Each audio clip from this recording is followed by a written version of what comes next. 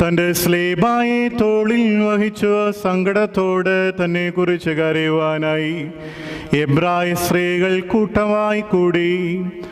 തൻ്റെ മാതാവും അവളെ അറിയുന്ന എല്ലാവരും ദൂരെ നിന്നു.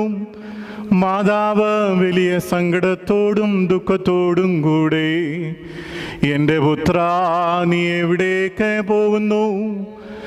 എൻ്റെ വാത്സല്യവാനേ, നീ എവിടേക്ക് പോകുന്നു?